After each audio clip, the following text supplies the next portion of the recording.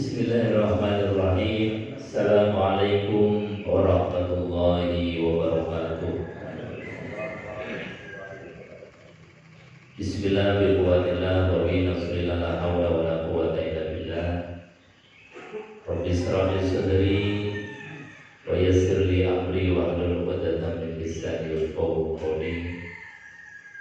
Rabbi shrah li sadri wa yassir li amri wa hlul 'uqdatam min lisani yafqahu qawli. Amma ba'd. Qala Allah ta'ala fi kitabil karim wa huwa asdaqul qailin. A'udzu billahi samil 'alim minasyaitonir rajim. Bismillahirrahmanirrahim. Ya ayyuhalladzina amanu taqullaha haqqa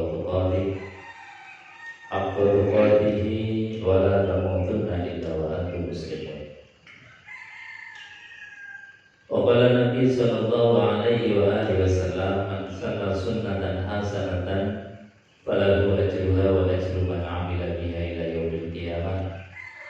Wa man sanna sunnatan sayyi'atan fa 'alaihi wizruha wa wizru man 'amila biha ila yaumil qiyamah. Shadaqallahul 'azim wa shadaqa rasuluhul karim wa nahnu 'ala dzalika minasyahidin walhamdulillahi rabbil alamin. Bapak Ibu hadirin jemaah yang dimuliakan Allah Subhanahu wa taala, sehat sekalian. Alhamdulillahi rabbil alamin. Ini bentuk rasa syukur gembira kita bisa hadir kembali di majelis yang mulia, memenuhi panggilan Allah, melaksanakan sholat subuh berjamaah. Mudah-mudahan langkah kaki kita diganjar dengan surganya Allah. Amin ya rabbal alamin. Bapak Ibu hadirin jemaah yang dimuliakan Allah Subhanahu wa taala. Kita lanjutkan kajian tafsir Al-Qur'anul Karim masih pada suratul Fatihah. Sekarang ayat yang keempat. Di ayat yang keempat ini masih dalam mensifati Allah Subhanahu wa taala. Jadi dari ayat 1, 2, 3 itu Allah menjelaskan sifat-sifatnya yang luar biasa, mengenalkan dirinya kepada kita. Makanya kita beruntung, tidak usah repot-repot. Seperti misalnya Nabiullah Ibrahim alaihissalam itu dulu dalam pencarian, mencari Tuhan itu dengan proses pencariannya lama. Bahkan diabadikan dalam Al-Quran itu sempat menganggap bahwasanya rembulan yang biasa disebut-sebut oleh manusia sebagai kebaikan, disifati sebagai kesempurnaan, ini mungkin Tuhan. Ternyata kemudian rembulan itu tenggelam, muncul yang lebih besar lagi matahari. Ini Tuhan yang lebih besar dari rembulan. Proses pencarian Tuhannya Nabiullah Ibrahim alaihissalam ini lama. Sampai kemudian Allah mengenalkan diri dengan memberikan wahyu kepada beliau. Ini makanya Nabiullah Ibrahim itu sosok tokoh yang dikenal dengan ketauhidannya yang luar biasa. Karena apa? Keimanannya itu lewat pencarian panjang. Makanya di Quran itu Allah memerintahkan kepada kita, qul sadaqallah fattabi'u millata Ibrahim hanifan. Kata Allah Subhanahu wa taala, qul sadaqallah. Qul, katakan wahai Muhammad, sadaqallah, maha benar Allah. Fattabi'u, ikutilah olehmu sekalian. Apa yang diikuti? Millata Ibrahim, yaitu millah Ibrahim, hanifan, yang lurus. Kira-kira yang ada di benak kita, kalau kita diperintahkan untuk mengikuti millah Ibrahim, ajarannya Nabiullah Ibrahim, agamanya Nabiullah Ibrahim, yang terpikir apa? Yang terpikir di benak kita dalam rangka mengikuti Nabiullah Ibrahim apa saja? Kurban. Terus semua proses ibadah haji itu millah Ibrahim. Nampak tilas dari perjuangan Nabiullah Ibrahim, napak tilas istri beliau Hajar, napak tilas dari perjuangan kesabarannya Nabiullah Ismail alaihissalam. Jadi proses ibadah haji hampir keseluruhan, mulai dari wukuf di Arafah, mabit di Musdalifah, lempar jamarah di Mina, tawaf di Makkah, kemudian sa'i di Mas'a antara Safa dan Marwah. Itu adalah proses-proses panjang napak tilas dalam rangka ittiba millata Ibrahim hanifah. Termasuk kurban di dalamnya, termasuk khitan di dalamnya. Dan banyak milah Ibrahim yang kemudian menjadi syariat yang diteruskan di dalam syariatnya baginda Nabiullah Muhammad sallallahu alaihi wasallam. Dan yang paling mendasar daripada milah Ibrahim itu adalah Nabiullah Ibrahim di dalam mendidik tauhid tadi. Jadi Nabiullah Ibrahim alaihissalam di dalam menanamkan tauhid dan mencari ketauhidan, ini proses dengan pencarian panjang. Mendidik tauhid kepada generasi berikutnya juga pendidikan yang luar biasa. Itu direkam di dalam Al-Quranul Karim, proses pendidikan atau mendidiknya Nabiullah Ibrahim kepada putra-putrinya, generasi setelahnya, zuriyahnya, sampai beliau dalam keadaan nazar, dalam keadaan bahasa kita itu sakaratul maut. Sakaratul maut itu kan gambarannya sesuatu yang sangat dahsyat, luar biasa, menyakitkan. Mikir diri sendiri aja sudah berat. Tapi Nabiullah Ibrahim alaihissalam dalam keadaan berat sakaratul maut masih mengingatkan, masih mendidik, bahkan masih memberikan wasiat kepada putra-putra. Sampai wasiat ini kemudian direkam di dalam Al-Quran. Allah mengatakan, wa wassa biha Ibrahim banihi wa Ya'qub ya baniya innallaha astafa lakum ad-din fala tamutunna illa wa antum muslimun. Ini luar biasa. Dalam keadaan sakaratul maut yang kita mikir diri sendiri saja berat, susah, sakit. Tapi karena tauhid ini penting, Nabiullah Ibrahim wasiat, wasa biha Ibrahim bani. Nabi Ibrahim mengingatkan, berwasiat kepada putra-putranya. Fala tamutunna illa wa antum muslimun. Ger anakku, jangan sekali-kali engkau meninggalkan Islam, dan jangan engkau meninggal dunia kecuali dalam keadaan Islam.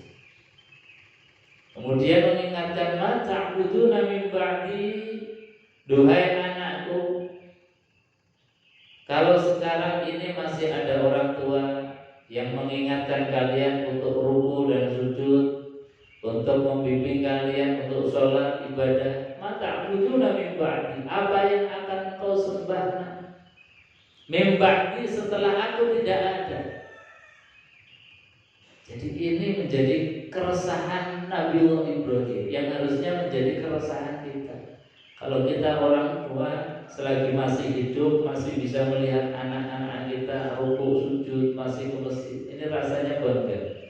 Tapi tidak ada jaminan kemudian setelah orang tua itu meninggal dunia, anak-anak kita masih mau ke masjid, mau masih ruku dan sujud, kecuali bimbingan terus-menerus kepada mereka, putra-putri kita, diajarkan terus-menerus, diingatkan terus-menerus, seperti Nabiullah Ibrahim alaihissalam.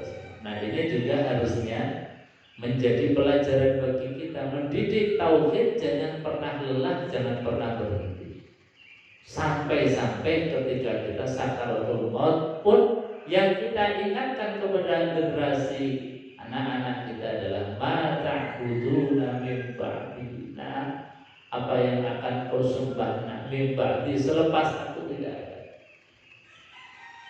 Maka anak-anak Nabiullah Ibrahim itu karena didikan sempurna, mereka bisa mengucapkan Kalimat yang sempurna juga yang melegakan orang tua. Mereka menjawab, qalu na'budu ilahaka wa ilaha abaika Ibrahim wa Ismail wa Ishaq ilaha wahida wa nahnu lahu muslimun.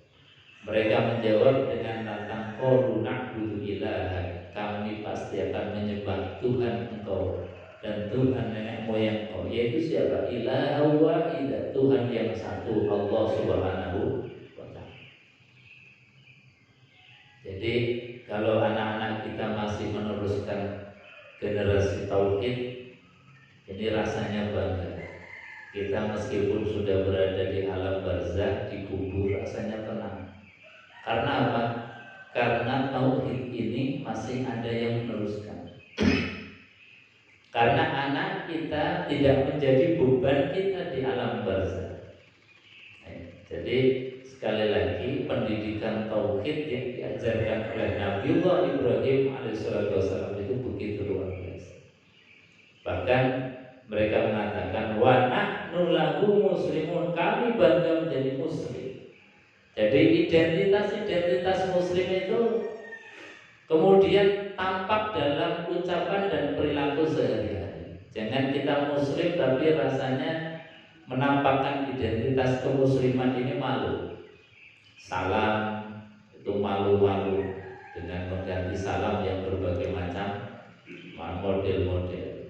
Itu artinya kita kurang bangga dengan apa yang diajarkan di dalam Islam. Jadi wa nahnu lahu muslimun, kami bangga menjadi muslim. Jadi kebanggaan ini juga harus terekspresikan tampak dalam perilaku keseharian, baik ucapan maupun perbuatan. Ini sekali lagi proses tauhid, internalisasi tauhid, mendidik tauhid dari awal sampai akhir, sampai dalam keadaan nazar sakaratul maut pun masih bisa mendidik, membimbing, mengingatkan, bahkan mewasiatkan.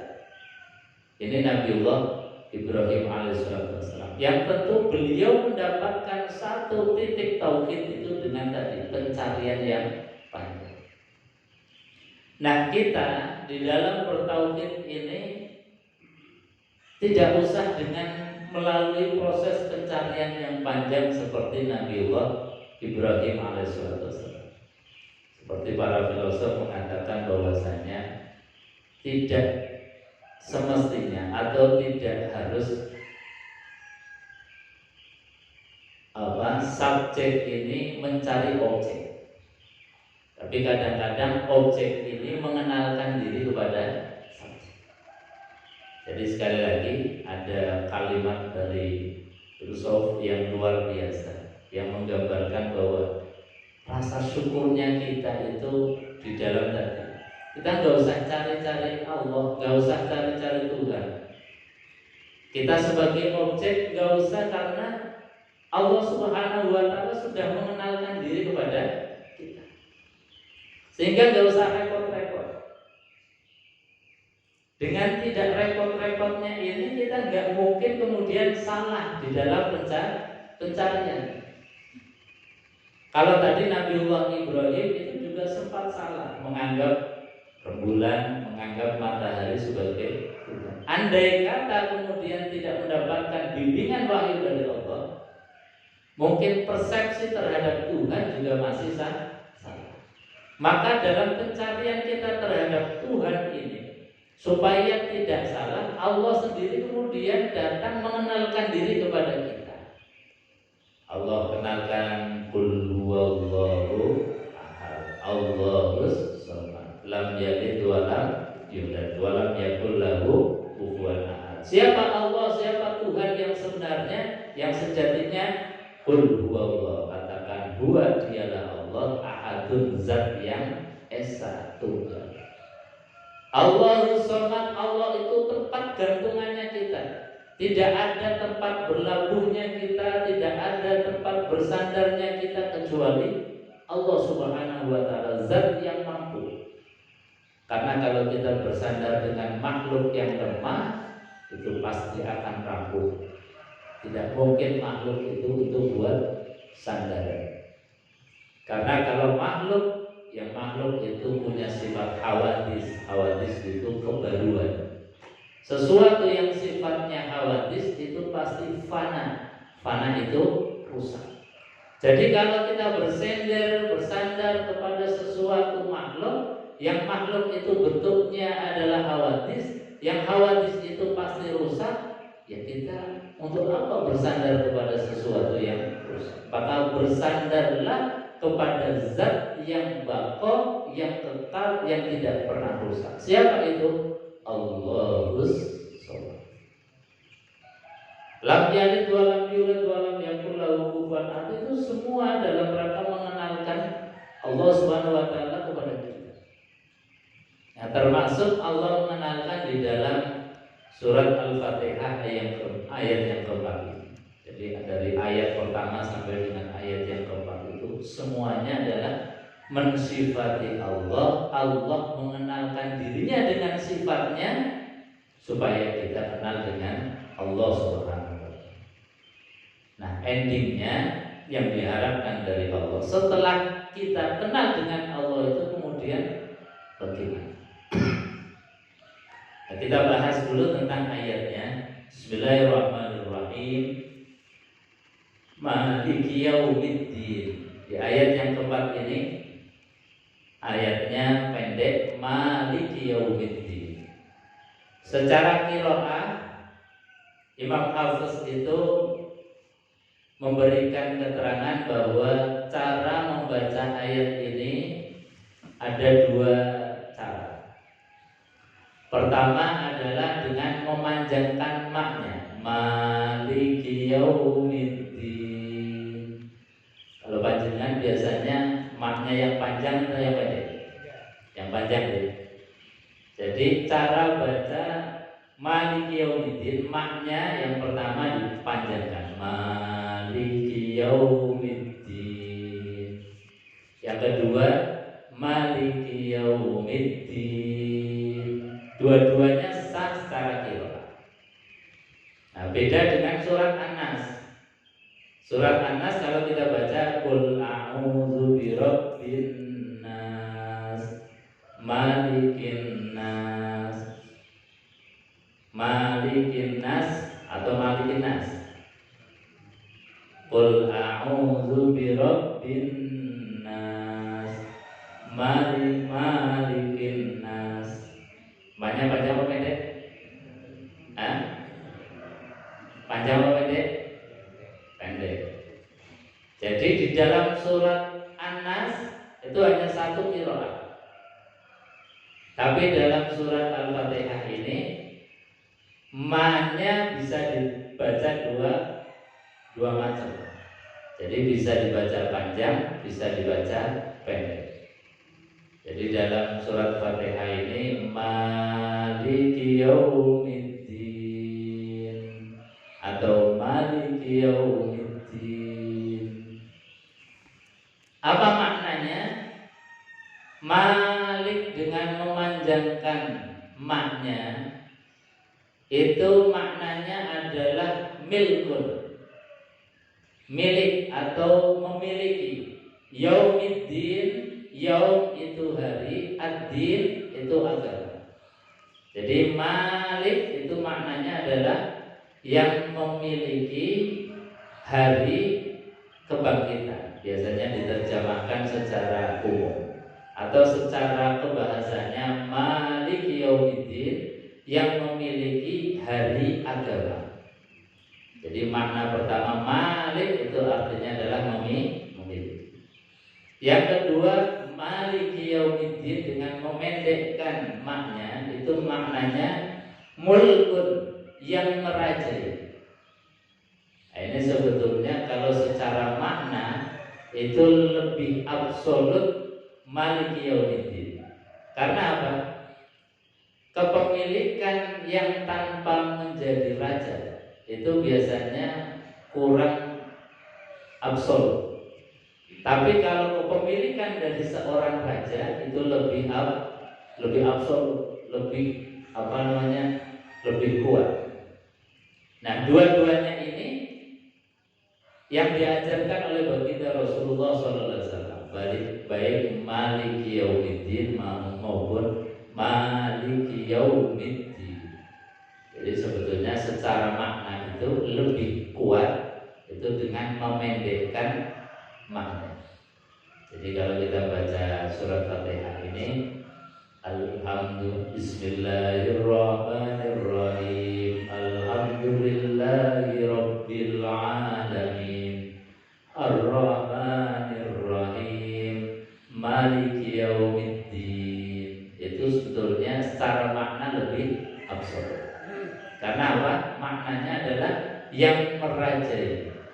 Dan kepemilikan seorang raja itu lebih absolut. Yaumiddin, yaum itu adalah hari ad-din.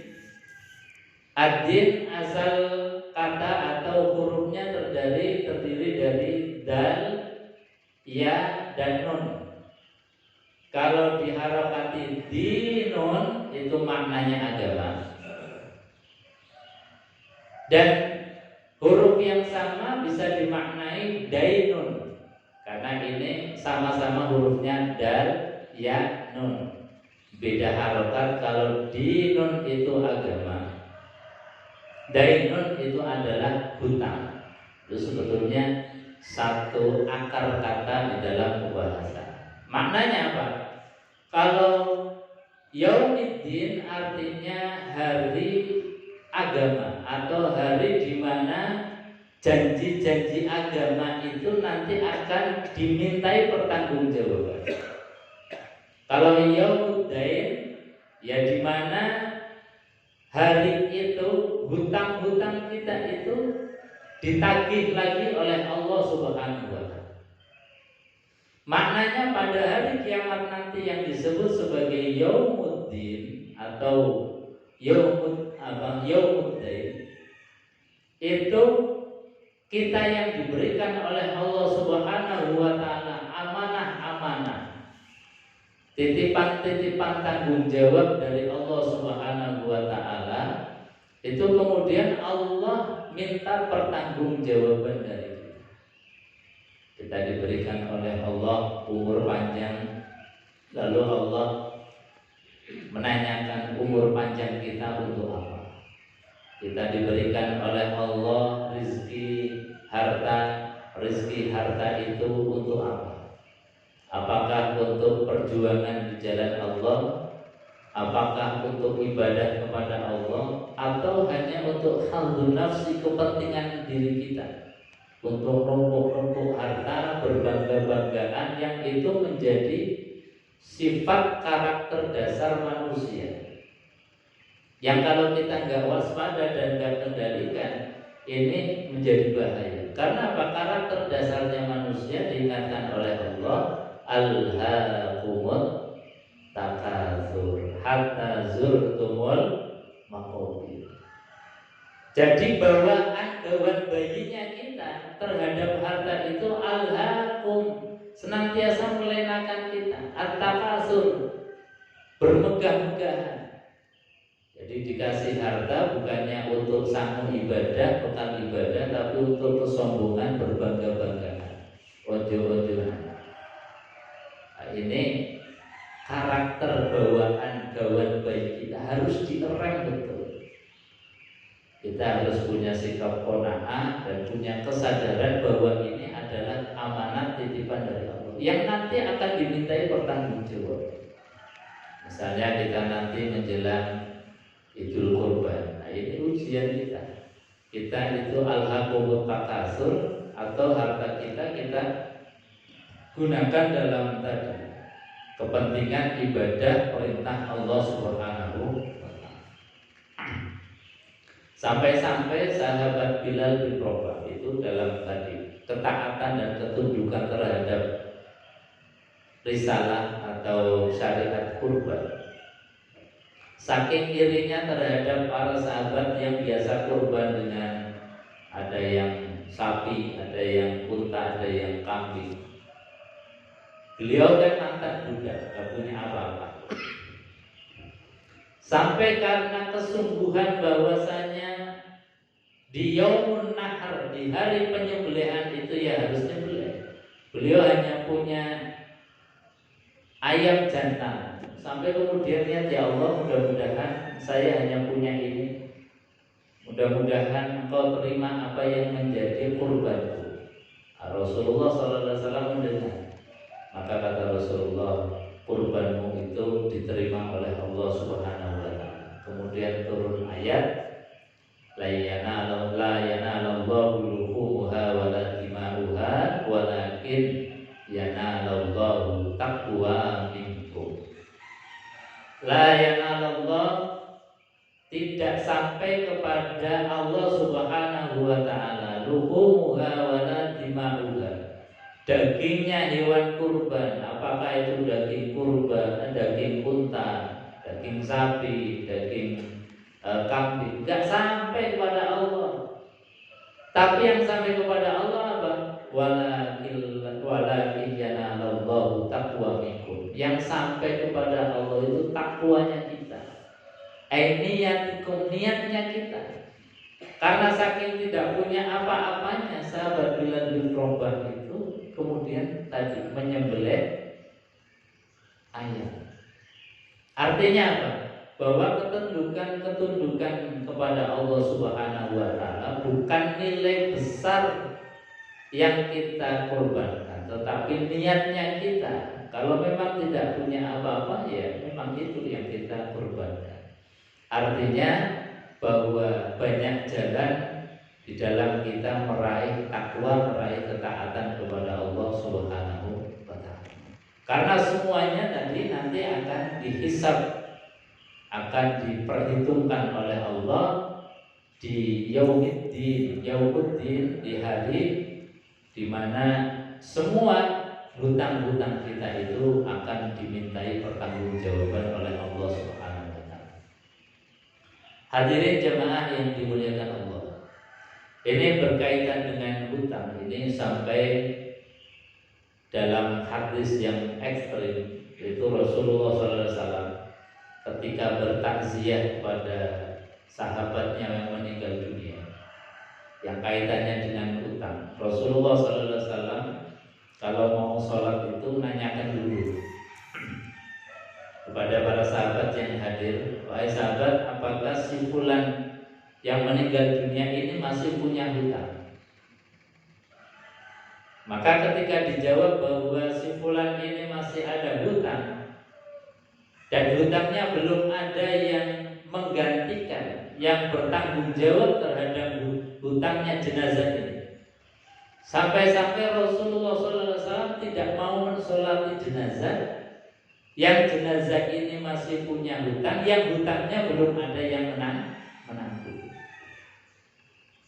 Dalam ilmu hadis disebutkan bahwa ini menandakan bahwasanya Rasulullah SAW itu betul-betul sangat memperhatikan yang namanya hutang. Baik hutang kepada manusia, lebih-lebih hutang kepada Allah Subhanahu wa Ta'ala. Makanya ketika kita itu takziah atau mengantarkan jenazah, itu menjadi penting, kelihatannya remeh kalimat yang biasa diucapkan oleh Modi atau Ustadz atau siapa yang mengatakan bahwasanya diumumkan kepada muazziyah, orang yang bertakziah itu, jamaah hadirin, bila ada kaitan hakul adami, hutang piutang dengan jenazah, maka menghubungi ahli waris atau keluarga. Kalimat ini menjadi penting. Kenapa penting? Karena hak-hak yang sifatnya hakul adami, kalau tidak ada yang menjamin, sampai-sampai Rasulullah SAW sendiri tidak mau mensolati. Karena ini perkara yang besar, perkara yang gak remeh kaitannya dan konsekuensinya sampai di akhirat. Makanya supaya lempang jalannya jenazah ini harus ada kemudian perpindahan tanggung jawab dari yang meninggal dunia ke ahli waris atau keluarga. Ini hutang, karena pasti hutang terhadap manusia dalam rangka hakul adami atau hutang kepada Allah, konsekuensi hukumnya Allah Subhanahu wa taala zat yang memiliki hari kebangkitan, yaitu tadi disifati Maliki Yaumiddin atau Maliki Yaumiddin. Artinya kita di dalam membaca ayat ini punya kehati-hatian, kewaspadaan terhadap apapun yang namanya hutang. Jadi sekali lagi makna dan pelajaran di ayat ini, kita harus hati-hati terhadap hutang. Padahal kita hidup ini kayaknya nggak bisa lepas dari leasing aja di mana-mana. Motor leasing, mobil leasing, properti leasing, semuanya hutang. Nah ini kalau hidup kita dari mulai bangun tidur sampai mau menjelang tidur itu kaitannya dengan hutang, ini bahaya. Itu hutang yang tampak, yang jelas-jelas kita transaksi hutang. Ada hutang yang tidak tampak tapi sudah menjadi tradisi dan budaya. Nah, ini yang harus hati-hati, karena ini kadang-kadang kita nggak bertransaksi, tapi secara keumuman itu kemudian dianggap hutang. Misalnya ada saudara kita itu mantu, tetangga itu duwe gawe mantu, kemudian kita kalau bahasa Semarang agak mending, bahasanya nyumbang. Ini agak mending bahasanya nyumbang. Kalau nyumbang itu kan nggak ada transaksi seperti hutang piutang. Nyumbang ya nyumbang sudah. Tapi kalau di daerah saya di Tegal itu transaksi dalam membantu ketika ada orang hajatan itu dicatat. Jadi ngasih berapa, misalnya beras ya berasnya berapa, mie instannya berapa, ngasih uang itu, sehingga seolah-olah menjadi hutang. Nanti kalau kita mantu juga harus sama balik seperti semula. Ini adalah sebuah tradisi yang kadang-kadang samar antara hutang dengan tidak hutang. Dibilang nggak hutang, nyatanya ya ditagih. Ketika kita mantu misalnya, kemarin pas waktu kamu mantu saya ngasih ini, kok saya mantu malah ngasihnya nggak seperti yang lain. Nah ini sesuatu yang menjadi hal tradisi budaya kita ini, kelihatannya kita nggak pernah transaksi hutang piutang, tetapi secara tradisi itu seperti hutang piutang. Padahal hutang piutang tadi itu konsekuensinya besar. Ustaz, gimana kalau hutang negara yang ribuan triliun kalau dibagi semua manusia atau warga negara Indonesia, itu kata para ahli setiap kita itu hutangnya 50 juta. Untungnya secara fikih itu saya membaca itu tidak menjadi tanggung jawabnya kita di dalam kaitannya dengan hutang negara. Tapi secara morality, karena pemimpin itu yang menyoblos kita, artinya kita juga punya andil. Nah, makanya bahaya. Makanya di dalam seperti misalnya nanti 2024 kita memilih seorang pemimpin itu harus hati-hati, karena tadi kaitannya kalau enggak hati-hati kemudian pemimpinnya sembrono, pemimpinnya itu kemudian malah hutang sampai ribuan triliun, itu kemudian nanti yang tanggung jawab siapa? Jangan-jangan kita meninggal dunia masih membawa hutang.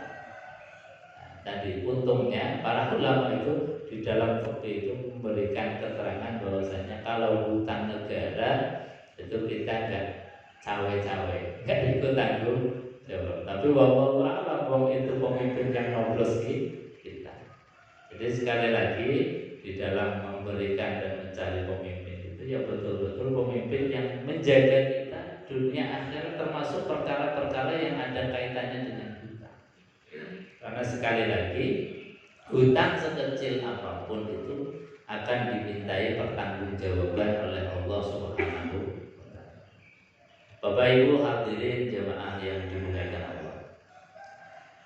Jadi di ayat yang keempat ini Allah menampakkan diri, Allah mengenalkan diri sebagai Malik, sebagai pemilik, sebagai Malik, sebagai raja. Raja yang akan kemudian memberikan status hukum kepada kita, memberikan penghakiman terhadap kita. Apakah kita kemudian menjadi orang yang bebas dari hutang-hutang kita? Apakah kemudian kita masuk hari kebangkitan itu dengan membawa segudang hutang? Hanya Rasulullah SAW itu kemudian di dalam syariat yang hutang kaitannya dengan Allah Subhanahu wa taala, kata baginda Rasulullah, hutang kepada Allah itu lebih layak untuk kita segerakan dilunasi. Apa hutang kepada Allah? Misalnya Ramadan kita punya hutang puasa. Makanya kemudian dalam syariat, dalam hadis-hadis disebutkan kalau kita atau orang tua kita yang meninggal dunia kemudian punya hutang puasa, ahli warisnya juga bisa untuk nyauri, untuk melunasi. Jadi misalnya orang tua Ramadan kemarin itu sakit, tidak puasa, meninggalkan puasa itu beberapa hari, kita anaknya, ahli warisnya itu lebih layak dan lebih berhak untuk melunasi hutang. Hutang haji misalnya, orang tua kita dulu diberikan kemampuan oleh Allah, tetapi belum sempat untuk melaksanakan ibadah haji, maka kita sebagai ahli warisnya lebih layak untuk menghajikan atau membadalkan haji orang tua. Kita misalnya dari kecil, pas waktu kecil mungkin orang tua pas lagi ekonomi susah sehingga kita belum sempat untuk diakikahkan, atau ketika kita lagi kecil itu mungkin orang tua pemahamannya belum sampai ke sana. Sementara kita setelah dewasa tahu bahwa pentingnya akikah itu adalah menyambungkan hak-haknya kita dengan hak-haknya orang tua. Kata Rasulullah, al-ghulam murtahanun bi aqiqati. Jadi seorang anak itu masih tergadaikan dengan akikah. Maknanya apa? Kita masih ada jarak kita dengan orang tua karena belum ditebus. Tebusannya apa? Bi aqiqatihi, dengan akikah. Maka mungkin kalau kita kecil belum sempat diakikahkan oleh orang tua karena berbagai macam sebab, apakah karena sebab ekonomi dan lain sebagainya, para ulama masih membolehkan kita mengakikahkan untuk diri kita sendiri. Karena tadi melihat saking pentingnya akikah. Karena bagian dari tadi hutang-hutang kita kepada Allah Subhanahu wa taala. Apalagi hutang dengan sesama hakul adami atau sesama manusia. Kita punya hutang yang kemudian kita lupa. Kita punya hutang yang kemudian belum sempat terbayarkan karena berbagai hal. Maka ketika kita meninggal dunia, wasiat, wahai anak-anak, bapak, ibu itu masih punya hutang pada sebulan. Ini idealnya kita sendiri yang hutang, punya inisiatif untuk menyampaikan kepada ahli. Jadi sampaikan, bapak, ibu ini masih punya tanggungan hutang kepada si fulan, kepada sebulan, kepada ini. Diterangkan supaya apa? Kita tidak meninggalkan tanggung jawab hutang ketika meninggal dunia. Atau minimal tadi, kalau kita sudah meninggal dunia, ada akad dari keluarga menyampaikan kepada halayak, kepada publik, untuk kemudian disampaikan bahwa andai kata ada hakul adami yang berkaitan dengan hutang piutang atau kaitannya dengan apa, bisa menghubungi keluarga. Ini etika yang terbaik, jadi sampai dulu. Dan etika terbaik kita sesama warga, sesama umat itu, kalaupun misalnya ada saudara kita, tetangga kita yang punya hutang dan kemudian sudah meninggal dunia, yang paling bagus adalah ya sudah kita ikhlaskan. Ya kalau seberapa, kalau nggak banyak ya sudah ikhlaskan. Karena apa? Karena itu akan membebani saudara kita, tetangga kita di dalam kubur. Jadi etika terbaik. Tapi kalau Ustaz kan ya lumayan nangis. Masa 10 juta, 20 juta, 100 juta kemudian diikhlaskan. Ya kalau misalnya kita nggak mampu untuk memberikan pengikhlasan, ya kita sampaikan kepada ahli warisnya dengan sebenar-benarnya. Mungkin ada datanya, mungkin ada materi, pokoknya sampaikan supaya apa? Kita tidak menjadi pikiran terus. Yang meninggal dunia juga tidak terkatung-katung di alam barzakh.